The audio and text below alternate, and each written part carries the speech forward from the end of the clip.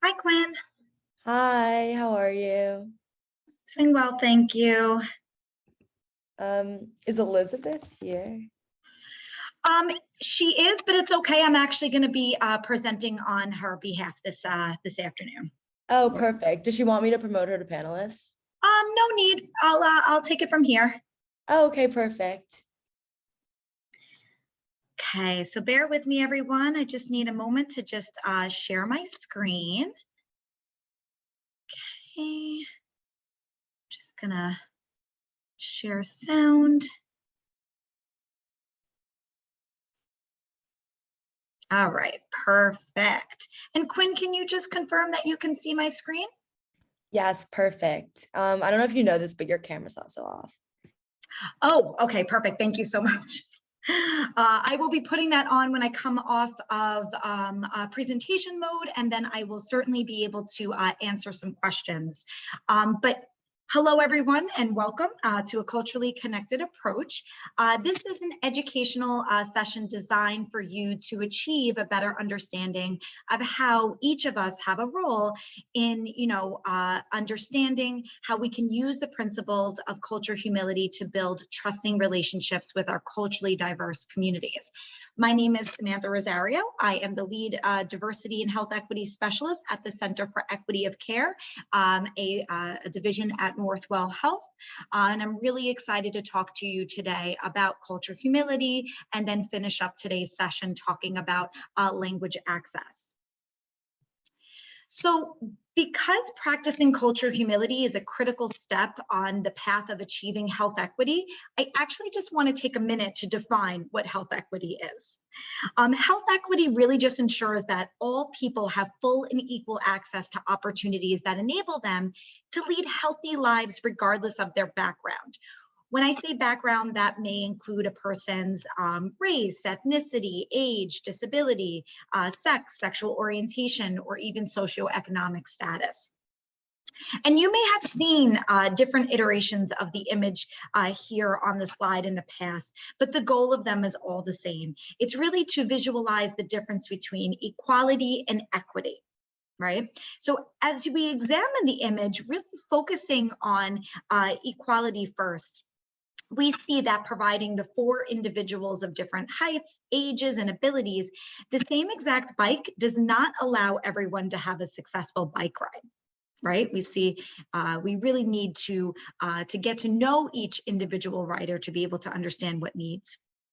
So equity, on the other hand, does just that. It really means recognizing the different needs of each individual and then providing them with a bike to meet those specific needs. So it's a more individualized approach to ensure the best outcome for all of those riders. So let's translate this back to healthcare, right? So when we're working with diverse communities, we really need to understand that a one size fits all approach may not result in the best outcome, right? Achieving health equity really requires us to have that more individualized approach, recognizing that a patient's beliefs, behaviors, social and economic challenges, and environments influence all aspects of their well-being. So providing equitable care to our patients also really requires us to recognize the impact and influence that culture has on patient care. So let's take a moment to define what culture is. And I know all of you are very familiar with culture, but there are so many different definitions out here. I actually like this one the most. It's really simple. Culture is the way of life, especially the general customs and beliefs of a particular group of people at a particular time. And I'll go into a little bit more detail about why I like this in just a moment. So culture may include factors such as shared values, language, ethnic identity. It could also include shared experiences, right? When we think about COVID, for example, right? That's part of our culture now as a society. It could also include an individual's sexual orientation, their family background or traditions. And culture really does influence or guide our values and views about, a plethora of items, our relationships, our family, our faith, our religion, our view on death, politics, social customs, food, and health. And people may identify with more than one cultural identity or community. And that's really important to, to remember, right? We don't just have one cultural identity. We really do have a connection with many different identities. And all of this can actually, really affect how possibly a patient defines wellness or illness, as well as their comfortability with certain treatment plans, and then how they follow those care plans. We really want to keep in mind that, culture is not static or fixed. It really does evolve over time. And that's why I said before, I really like that simple definition of culture, because it's all about, a particular group of people at a particular time. But we have to remember that culture is constantly evolving. It is very fluid. So practicing culture humility is a vital component to the culturally connected approach. So let's talk about that for a second. The practice involves, examining your own values, beliefs, and experiences, as well as your own biases and privilege through self-reflection, as well as having a lifelong commitment to being curious and open to learning about a patient's values, beliefs, and experiences in order to develop mutual understanding and a successful partnership. Ultimately, the aim of culture humility is to generate what you see here on the screen, cultural safety. Creating a culturally safe environment really recognizes, respects, and honors the identities of others. It's sensitive, it's responsive to an individual's social, political, linguistic, economic, and spiritual realities. It's all about embracing and celebrating the diverse values and experiences that individuals, and that's really important, right? Not just kind of this, a grouping of individuals, but specific individuals, what they bring to the table to ensure that the space is free of discrimination, criticism, or bias. And when we think about cultural safety, on the other hand, any type of unsafe practices involve any actions that diminish, demean, disempower the cultural identity of an individual. So adopting this kind of culturally humble approach is one of the most effective ways that we can actually achieve cultural safety. And so people often use the terms cultural competence and cultural humility interchangeably, but there are elements that make them quite different. So let's talk about that for a second. So cultural competence really implies that people can become experts on a cultural group. The consequence of achieving this level of expertise is that people will assume they know all there is to know about a group, so they stop learning. This disposition can also lead them to approach interactions with almost a cultural arrogance, right? I know everything I need to know. I'm an expert in this space, so they come in with this sort of arrogance. Practicing cultural competency can place an emphasis on gaining knowledge about a culture group and then applying that information learned to the members who belong to that group, which could perhaps lead to stereotypes, right? Once again, I think that, I've said this now a few times, it's really about individuals. We need to be mindful of the specific culture and all the elements that are underneath that culture, but we really need to get to know each individual, because there's going to be many differences between individuals within that specific culture. So in contrast, when we think about culture humility, it really recognizes the importance of being a lifelong learner who is curious about different cultures and the unique experiences of individuals who are members of this group. Just in recognizing just how vast and numerous cultural norms and beliefs are, our goal should never really to become an expert in another's culture, because that's just going to be impossible, right? There are so many different unique customs and experiences that will vary among the individuals, and the way to respect that is to practice cultural humility. So similar to the definition of culture, a culturally humble practice is also fluid, dynamic, and really does incorporate empathy, and that's really one of the main kind of foundations of cultural humility. So additionally, a cultural humble approach encourages us to transition from having that fixed mindset to a growth mindset. And I know all of you are familiar with growth mindset. Growth mindset is all about recognizing that we evolve throughout our lifetime. It's about being open to receiving feedback and open to learning from each one of our experiences and then coming up with strategies for improvement. We have to recognize that mistakes are inevitable in life. But look at it from a positive standpoint. Look at how you can grow from mistakes or from setbacks. And just remember, the most important thing that we can do if we make a mistake is to offer a sincere apology and to make a commitment to continue to learn and grow. And a commitment is really important here, right? This is all a continuous work. We need to make a commitment. This is a lifelong journey. All right, so let's talk about the 4 main components of culture humility. The first is one of my favorites, and I think once again, it's really the foundation of culture humility, exercising self-reflection and critique. So this is all about taking the time to reflect on your own personal experiences, values, and beliefs and biases to help you become more aware of the ideas and assumptions that you hold about yourself and others. Our ability to carefully consider our own personal assumptions and beliefs and recognize that they are embedded in our perspective is a critical aspect of culture humility and cultural safety. So this process of self-reflection can be done, it really should be done almost daily. It could be done through journaling, right? If you have a daily journal, kind of just reflecting on your day, reflecting on anything that came up for you. It could be also talking with, a trusted friend or colleague. Here at Northwell, we actually offer small group discussions or any other methods that, really feel authentic to you, right? This is personalized approach of how you can exercise self-reflection. So here's actually an activity that I really want to share with you. Like I said, we do have small group discussions here at Northwell, and we actually use this activity. So you can actually practice this at home by yourself or at another point in time with a team or friends or colleagues. But this is just an activity that could be used to aid you on your journey of self-reflection. So here on the screen, you see what's known as the cultural wheel. And basically what this is just naming different elements of culture.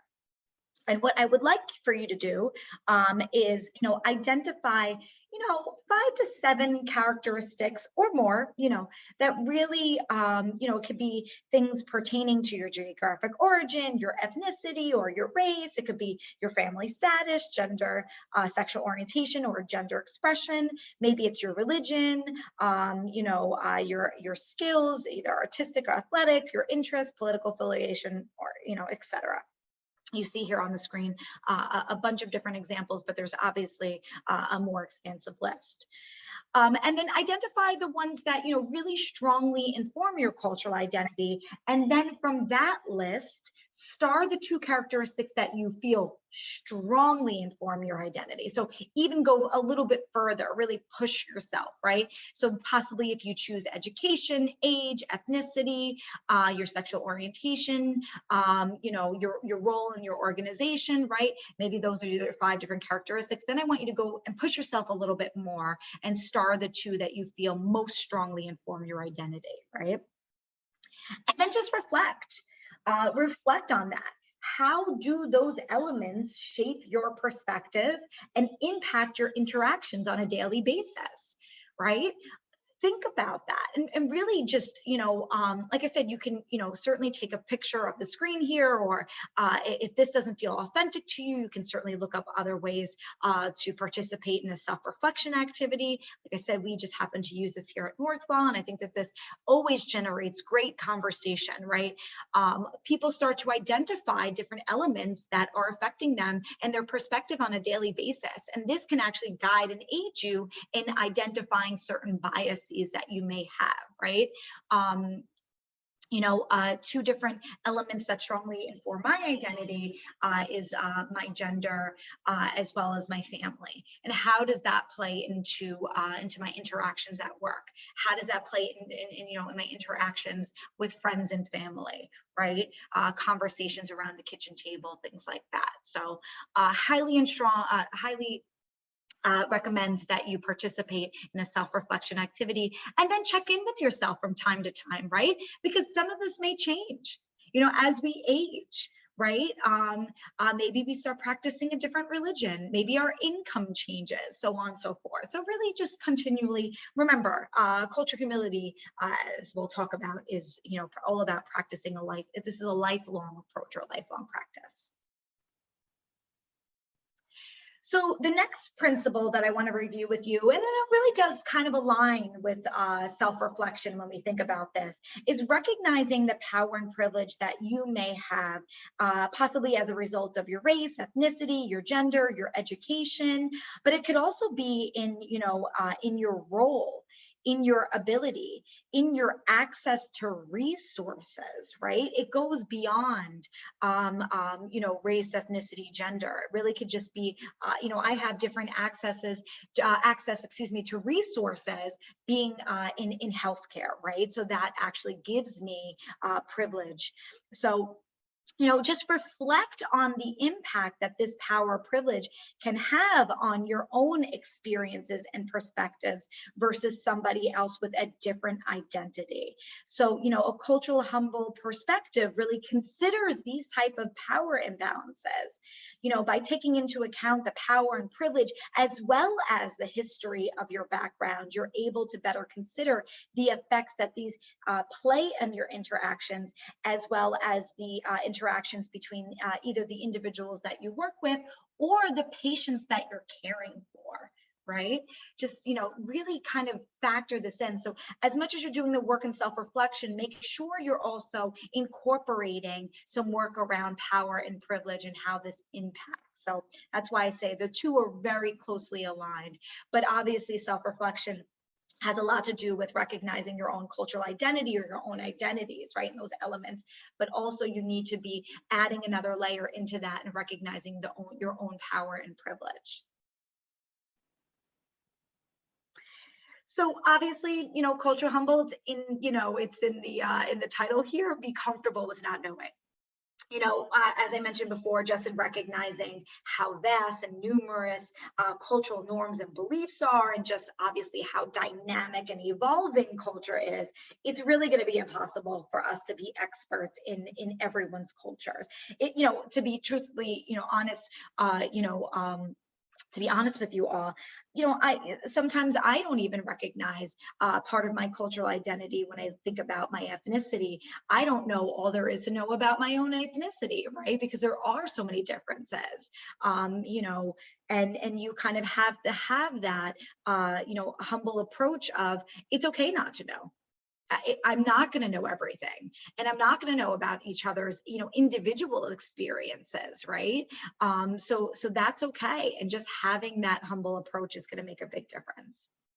And remember, there is so much power in vulnerability. By saying that you don't know and you want to learn, right? There's power behind that. And it shows that you are once again, committed to being open to learning and to growing. So don't forget about the strength behind vulnerability and saying, I don't know a lot about that specific culture, or I didn't know that that was an element or a part of your culture. Can you, I would love to hear a little bit more about that. Just that alone would actually break down barriers and actually be able to better connect you with the individual that you're having the conversation with.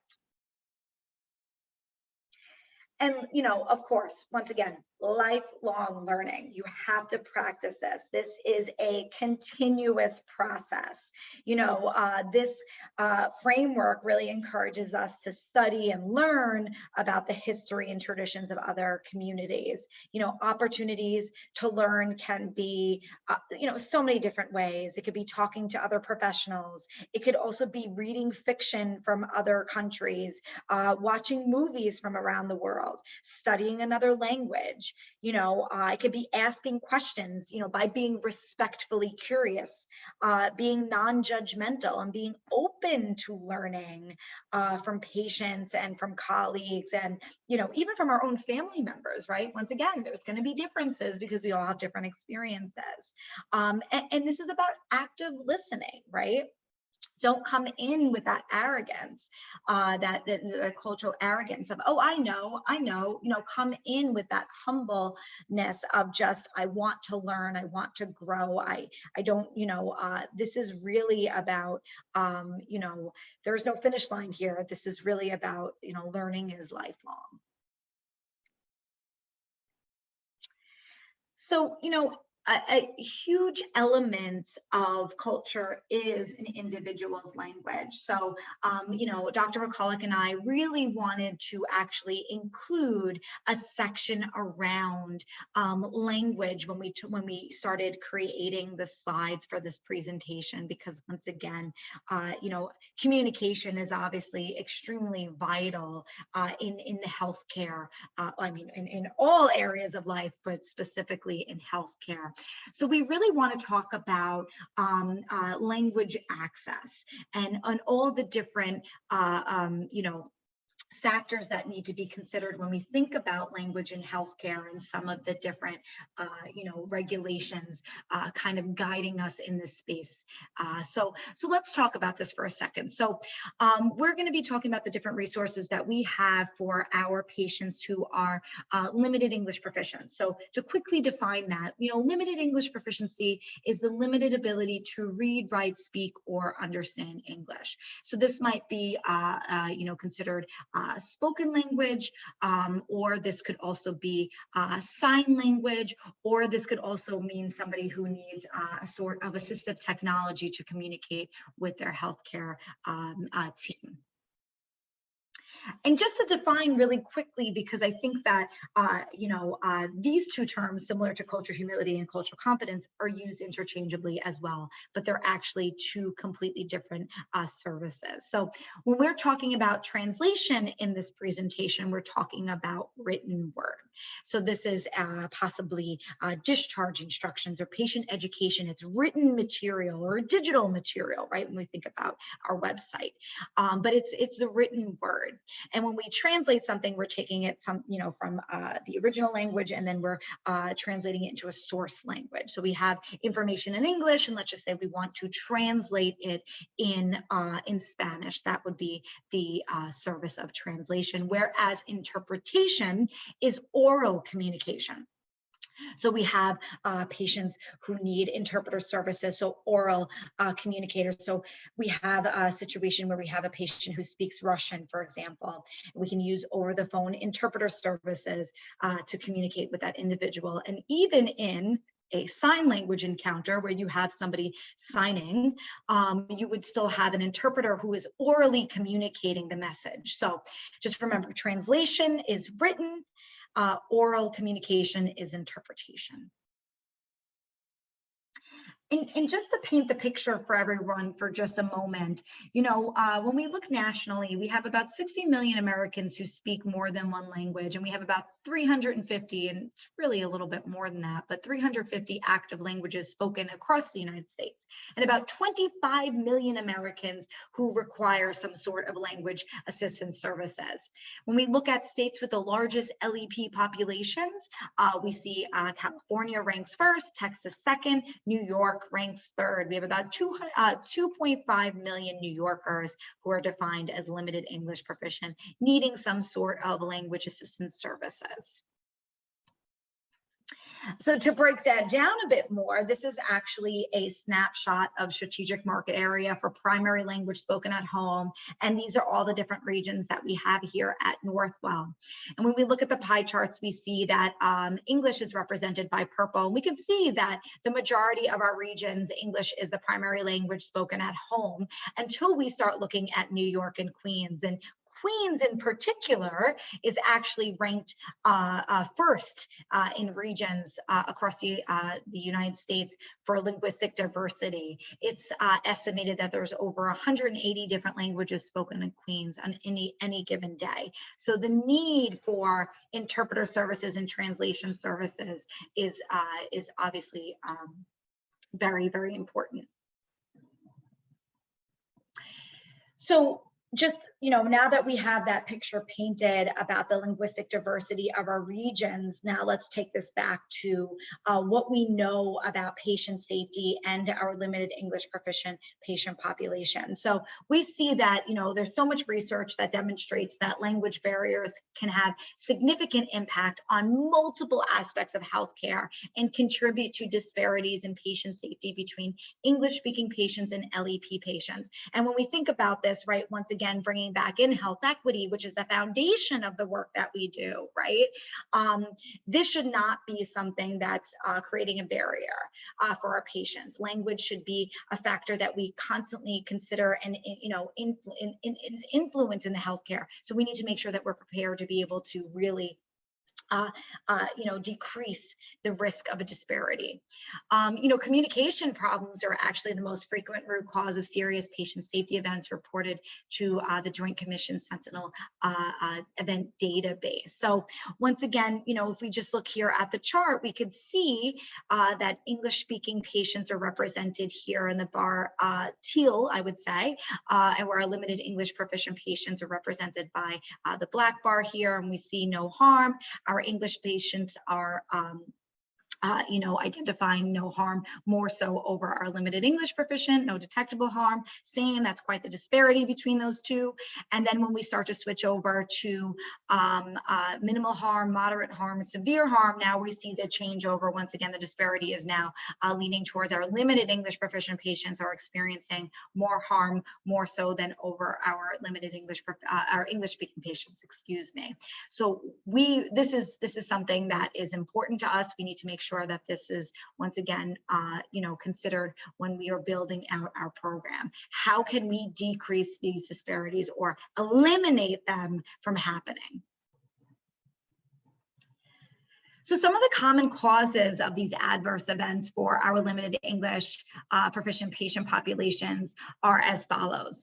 We see that a lot of the times use of what's known as an ad hoc interpreter is contributing to these events. So we see, that untrained hospital staff who serve as interpreters or family members of the patient are more likely to make clinically significant mistakes than qualified interpreters.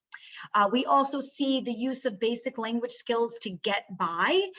We see that clinicians with basic foreign language skills often, try to make do or get by without the use of a qualified interpreter, increasing patient safety risk. We also see that certain cultural beliefs affect patient care. We just talked about this, right? But there are elements that once again influence the healthcare encounter. It could be minimizing pain, deferring to authority figures, following certain gender roles. All of this can influence the medical encounter between our patients and our providers. So we just need to be aware. And what are the disparities experienced by our limited English proficient patients? Well, we see that they have longer hospital stays. On average, our LEP patients have a longer hospital stays by a day and a half than their English speaking patients with the same diagnosis. There's greater risk of surgical delays. There's greater risk of readmissions. Our limited English proficient patients may have less access to primary care. They might be less likely to understand their diagnosis and their treatment plan, especially when we think about if we're not providing either translation or interpreter services. There might be improper use of medications or prep for tests and procedures, and then there might be poor and inadequate informed consent. So these are serious outcomes, right? We need to make sure that we have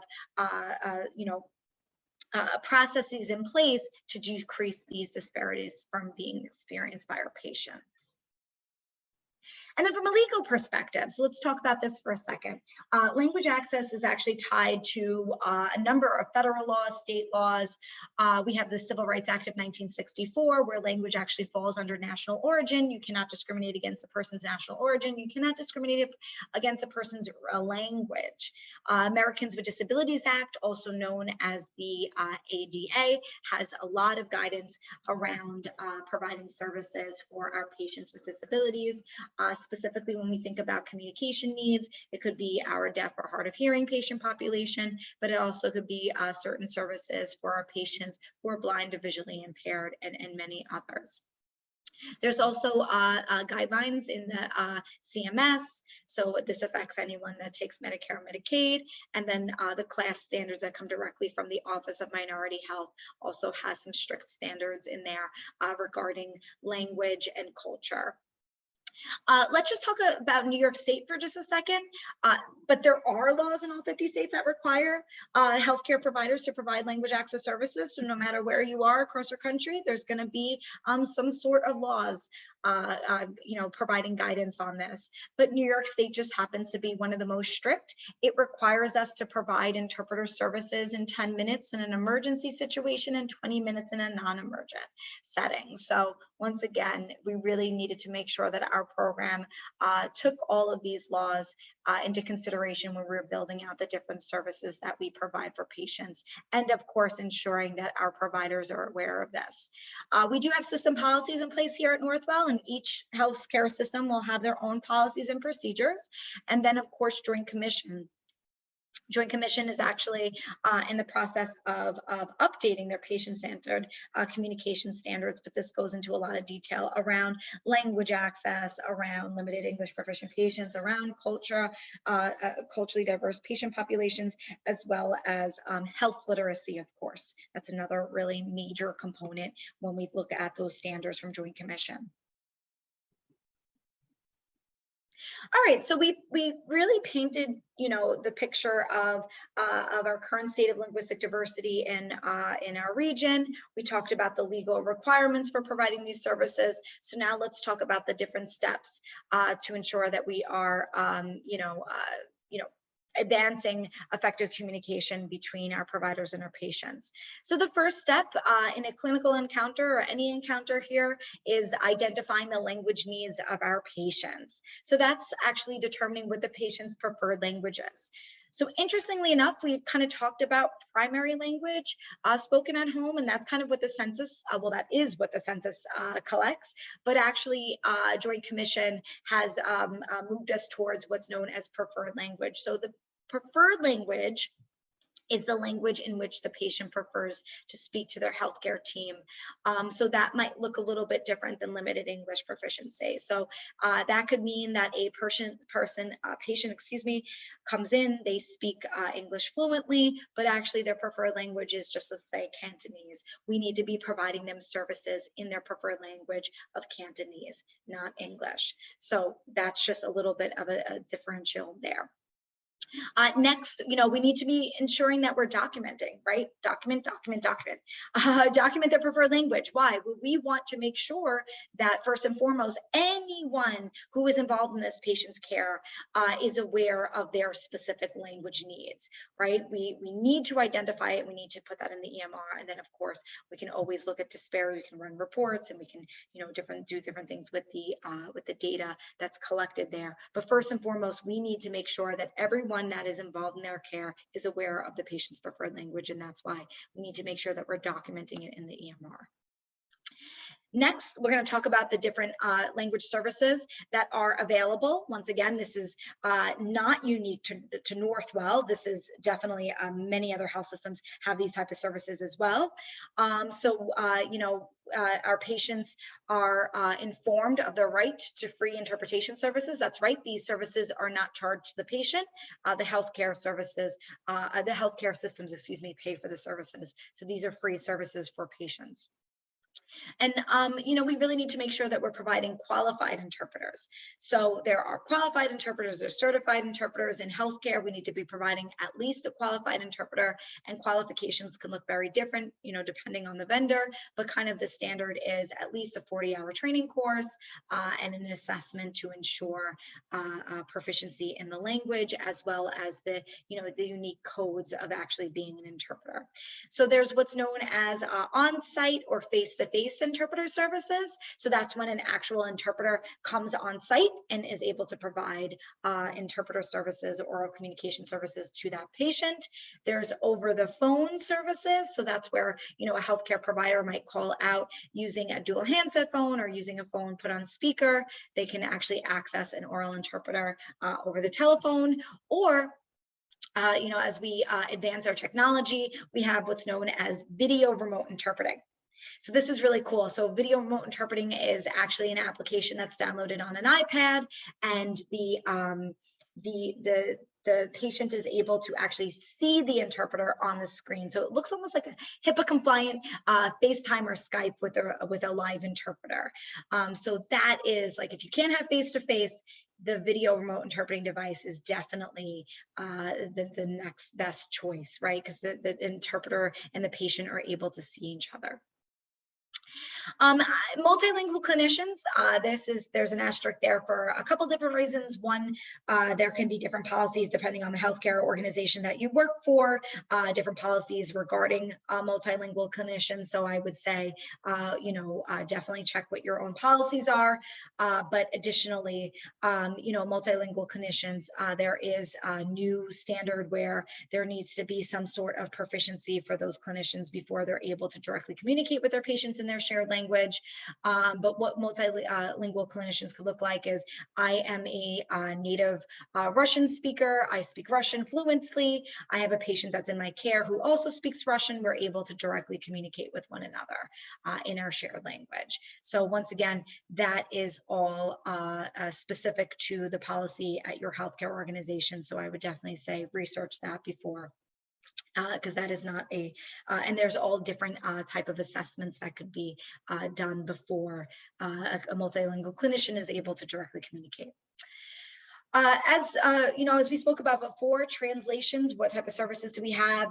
There's a requirement for translated consents, as well as access to translated patient education, and that will differ amongst healthcare organizations as well. But Northwell actually has one of the most robust translated consent platforms that I have ever seen. We are definitely leading the way nationally. We have a platform that actually houses all of our consents, which are translated in our top 22 languages. So we go well above and beyond the requirement set forth by New York State to ensure that we have translated materials for our patients. And then when we're using these services, always make sure that you're using the services throughout the entire encounter, applying principles of health literacy. So whether that be teach back, plain language, and then follow the tips for using an interpreter effectively. So what do those tips look like? Well, once you're connected to an interpreter, so whether that be that face-to-face or the on-site, whether that be the video remote interpreting or whether that be over the phone, the first thing that you do is you provide the interpreter with background information about the call. So whether that be, a consent discussion, whether that be a discharge encounter, just let the interpreter know, just so they can mentally prepare themselves for about the call, and then always record their interpreter ID number. The reason why we always say record their interpreter ID number is actually because of a number of reasons. One, if you have an issue with the interpreter, if they were rude to you or to the patient, you could always make a report up to the vendor, as well as regulatory documentation. We need to ensure that we are showing that we're using interpreter services, and that interpreter ID number is one way to ensure that from a regulatory perspective that we are in compliance with documentation. Speak directly to the patient, not the interpreter.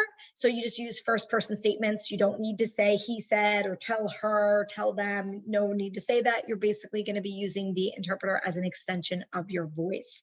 So be sure to speak in short sentences and ask only one question at a time, being culturally sensitive and with the patient and the interpreter.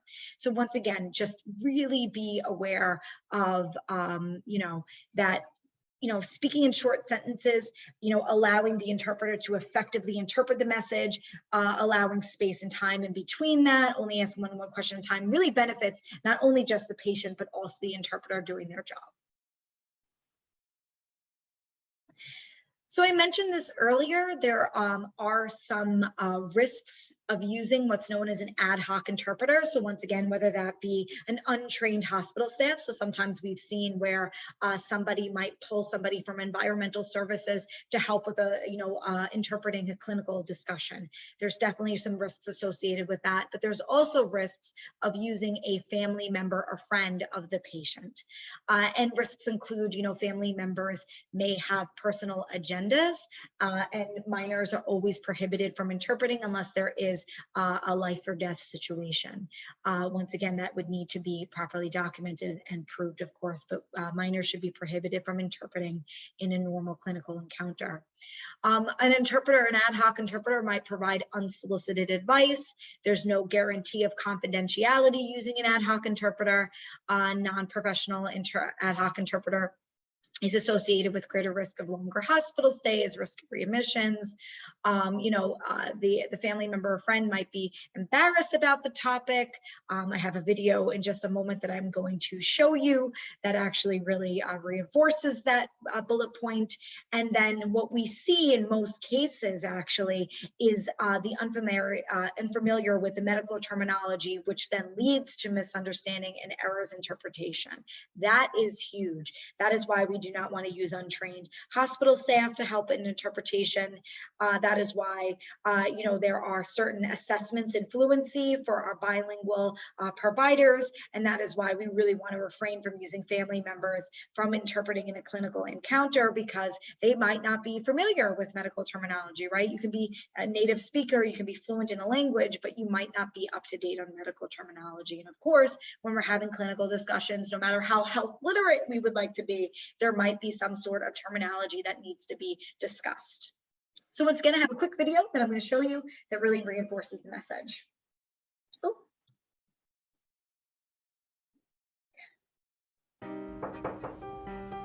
Good morning. How are you today? Hi, doctor. I'm sorry. My aunt, she doesn't speak English. She only speaks Spanish. Okay, so you'll have to translate for her today. Okay. ¿Qué? Tía, yo le voy a traducir por usted a la doctora. Todo está bien. When was her last menstrual period? Tía, ¿cuándo fue la última vez que tuvo la menstruación? Ay, hace muchos años, muchos. A couple of years ago. Is she experiencing any vaginal discharge? Tía, ¿usted tiene problemas yendo al baño? No. No. She have any odor? Algo le huele mal ahora mismo a usted. Ahora no, nada. No, nothing. Okay. Is she, could she possibly be pregnant? No. Pregnant?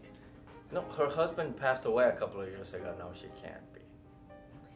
Okay, and is she sexually active? Tía, ¿usted tiene novio? Ay, novio no se hace. No, she's not at all. Okay, I'll be back when some blood work comes back. Okay? Okay. Ella va a regresar cuando regresen los exámenes de la sangre. So, really driving that point home, right? First and foremost, the clinician said, you'll have to translate for your aunt. Once again, it is interpret, because he was orally communicating the message. But we really saw here, a lot around the embarrassment of the topic, right? There was a situation where the nephew didn't even ask the aunt a question. Oh, no, right?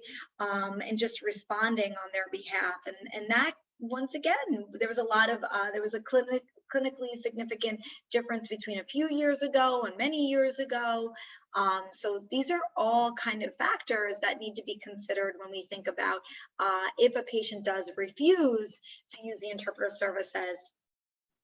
You know, what could we do, right? We need to kind of keep this in the back of our mind. And then of course, we always encourage our providers to call and use these services anyway. So what they could do is just say, okay, you know, I'm just going to have the interpreter services, which are free on the background, just to assist if there's any type of like communication needs, you know, kind of just putting it on, you know, the fact that the services are free, they're there to use, you know, they could just kind of listen in and kind of red flag anything that's going on, that, you know, once again, those differences during the clinical conversation. So with, you know, I mentioned this earlier about the advancement of technology, especially when we think about language. You know, a lot of times we get questions around, well, you know, can we use artificial intelligence or can we use Google Translate to assist in the clinical setting? And actually in 2019, there was a study published that showed that Google Translate only had a 57.7% accuracy rate when used for medical translations and should not be trusted in clinical conversation. So some of the different phrases that were translated via Google Translate are here. First example is your wife is stable. The most common error that came through when put through Google Translate in additional languages was your wife cannot fall over. Big difference there. Your husband had a cardiac arrest when put through Google Translate. You know, your husband's heart was imprisoned. And once again, look at the percentage correct. You know, it's a 50-50 shot. That's really scary. You know, a big one during COVID, we talk about, did he have a high, fever at home? The most common error when put through Google Translate was your home temperature was high. Huge difference here, right?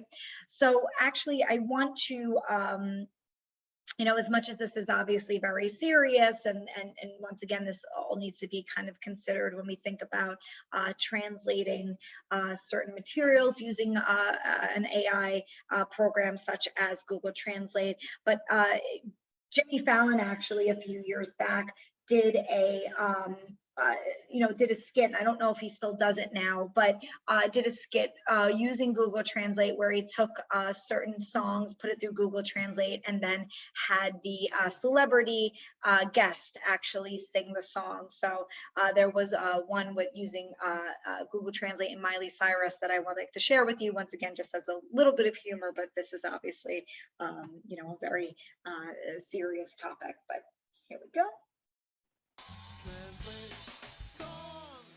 Now, if you've ever used Google Translate, you know that it's not always perfect. For example, when translated to Croatian and back, The Tonight Show starring Jimmy Fallon becomes The Evening Show that plays Jimmy Fallon. So we did the same thing with popular song lyrics. Some people have done this online. It's super fun. So we're going to try this right now. Miley, you are the star of the show tonight, so you are up first. Here we go. You will be singing the Google Translate version of Shape of You by Ed Sheeran. Translated, it is called Your Body's Curves. Brutes? Here we go.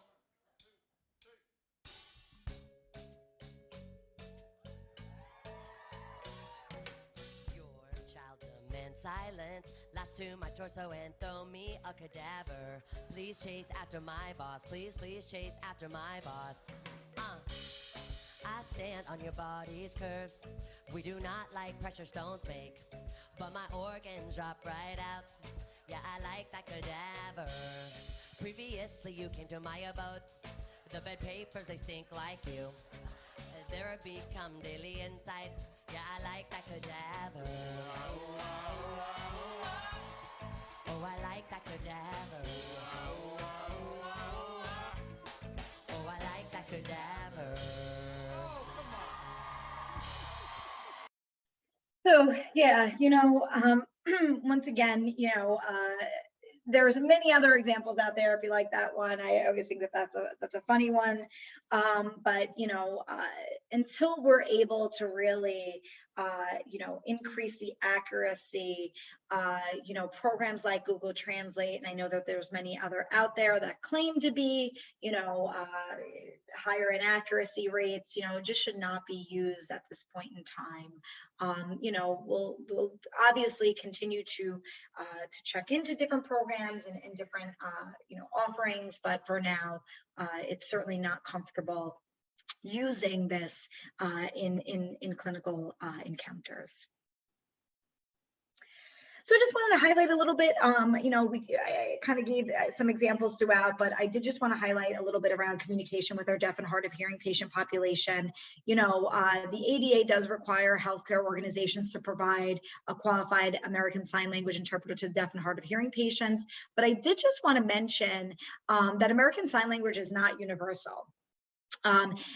ASL, or American Sign Language, is the official language of the deaf community in the United States, but it has its own grammar, syntax, just like any verbal languages. And there's a lot of differences actually in American Sign Language, even in the United States. So if you're from the South, you might have a different sort of like dialect versus if you're taught ASL in the North versus California actually has a very different,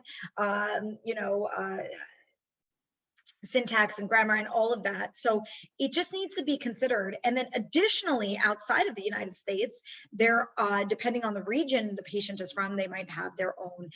So for example, there is a Spanish Sign Language, Jamaican Sign Language, British Sign Language, and many other. So when we come in contact with a deaf community, identifying which specific interpreter they need is really important. You can't just assume, oh, my patient is deaf, they use American Sign Language, because that might not be the case.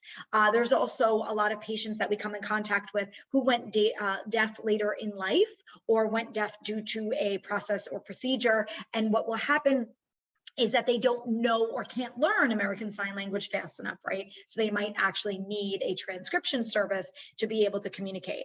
So that is why earlier I said that it goes beyond just interpreter and translation services. There are many other type of communication requirements that we need to be aware of to be able to effectively communicate with our patients in the healthcare setting. And just like deaf culture, and deaf culture is actually extremely interesting to learn about. I highly recommend that you do so. Deaf culture, just like any other culture, has 4 different components, the language, behavioral norms, values, traditions, and so much more. So just be aware of that.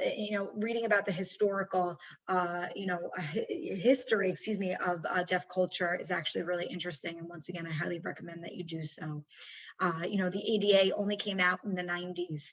So think about for how many years did our deaf community members fight for their rights for interpreter services, and how many disparities that they've experienced and still experiencing in this kind of, we think about ableist society, right? This hearing society. So I definitely highly recommend that you do some research in that.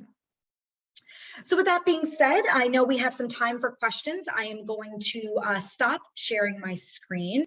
I'd like to actually come onto camera and see. Just bear with me for just a moment here. Samantha, thanks for that. That was really, really terrific.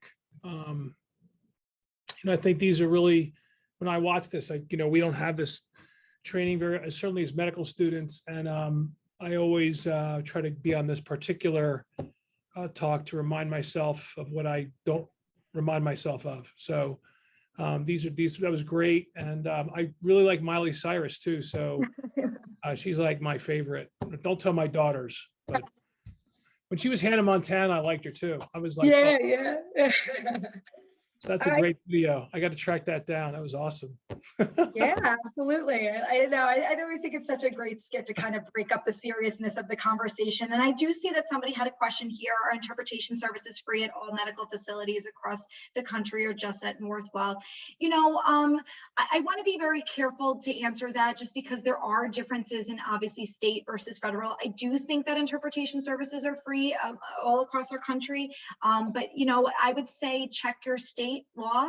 I know that we have a responsibility to provide free interpretation services here in New York. And I do think that it's well beyond just New York. I think it's a federal, but once again, we know that there's differences between state and federal. So I would just say, check the laws in your own state before making that, assumption.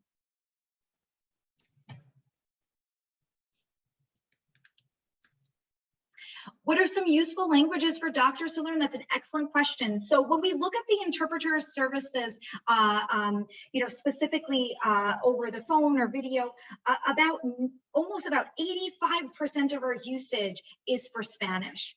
I would say that Spanish is the primary language other than English spoken across the United States. But it's really interesting because once you start actually looking at some of our ambulatory sites or physician partner practices, outpatient clinics, depending on the region in which those are locations are, the languages can switch a little bit. So we see certain Asian languages, Mandarin, Cantonese, but actually in Staten Island we see Albanian and Russian as kind of these primary languages or top 5 languages, Arabic.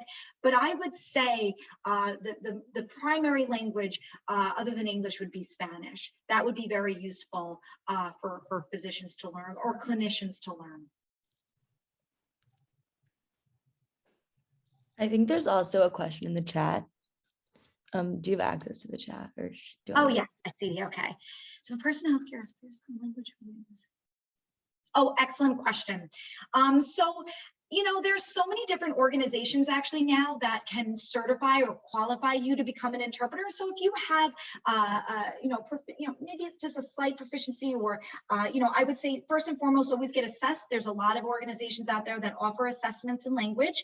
I would then, definitely encourage you to build your skills. A lot of local colleges have, or even med schools have, different offerings for language to learn medical terminology, and then, there's actually qualifications offered through different organizations. They're like 40-hour courses, and they basically teach you the different type of components of becoming an interpreter. So it's not just about just taking language and being able to, verbally translate that information. There's all different principles of being an interpreter. There's, you have to be aware of HIPAA laws. You have to be aware of simultaneous interpreting versus synchronous interpreting. There's all these different elements that people don't recognize, right? So a lot of times people come in and they're like, no, I'm a native speaker. I can interpret in this conversation, but they don't know all those rules and regulations of actually being an interpreter. So those kind of like 40-hour courses, I know there's some courses that offer less than 40 hours, but I would say the national standard is at least 40 hours. Some organizations offer 60-hour courses that will actually qualify you to become an interpreter, and then they assess your language skills and at the end of that 40 or 60-hour course that you take. So highly recommend that you look into a local course to kind of help you brush up on your language skills, and then look into maybe an organization. And some healthcare organizations will actually help pay for that. So that's something to be aware of as well. I would look into your organization to see if maybe tuition reimbursement would actually pay for some of that type of qualification or beyond.